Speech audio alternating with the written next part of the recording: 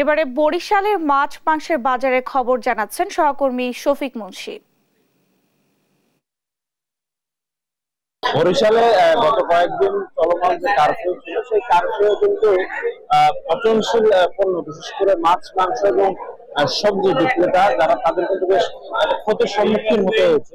কারণ মূলত আসলে তারা অনেকে বেচা বিক্রি না করতে পারায় এবং বিভিন্ন জায়গায় পণ্য পরিবহন করতে না পারায় তাদের অনেকে আসলে পণ্য নষ্ট হয়েছে বলে আমরা জেনেছি।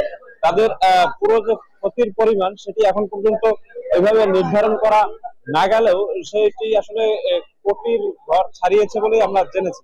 আমরা বর্তমানে আছি বরিশালের বাংলা বাজার কাঁচা বাজারে, এবং সেখানকার যে আমরা ঘুরে দেখেছি বাজারগুলোতে কিন্তু গত সপ্তাহের তুলনায় যে মাছ মাংসের দাম কিছুটা বেড়েছে বলেই আমাদের কাছে প্রতীয়মান হয়েছে।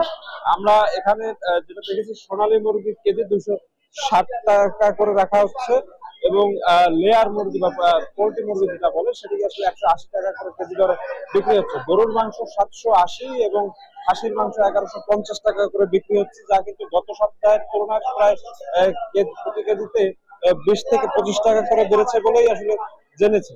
এবং আমরা একজন মাছ বিক্রেতার সাথে আসলে কথা বলবো, আজ বাজারে কি কি আসলে মাছের চাহিদা বেশি আছে, সরবরাহ বেশি আছে, এবং দাম কেমন কি আছে? দাম মোটামুটি আছে, যা আছে মোটামুটি খারাপ।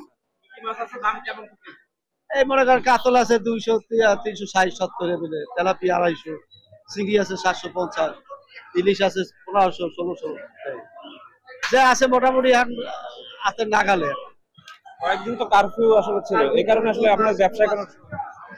সমস্যা তো আমাকে বইতে দেয় না, আমরা তো চলে গেছি কারফিউ, কোনো মাছ হয় নাই, কোনো আরো ই করতে হয় না।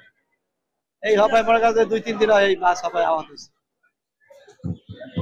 আমরা আসলে যেমনটি দেখছিলাম যে বরিশালের এই যে খুচরা বাজারগুলোতে সেখানকার যে মাছ এবং মাংসের ব্যবসায়ী যারা, তারা চলমান কারফিউ প্রথম কয়েকদিন বেচা বিক্রি না করতে পারায় কিছুটা ক্ষতির সম্মুখীন হয়েছে, যেটা আসলে এখন এই ক্ষতিটা পুষিয়ে নেওয়ার জন্য এক প্রকার আসলে ক্রেতাদের উপরেই ভর করতে হচ্ছে।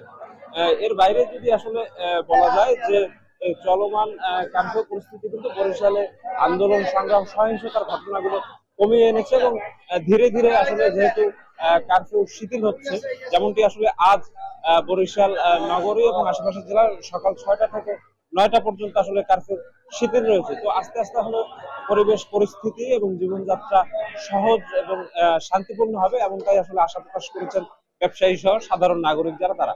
এই ছিল আমার কাছে বরিশাল মাছ মাংসের বাজারের সর্বশেষ।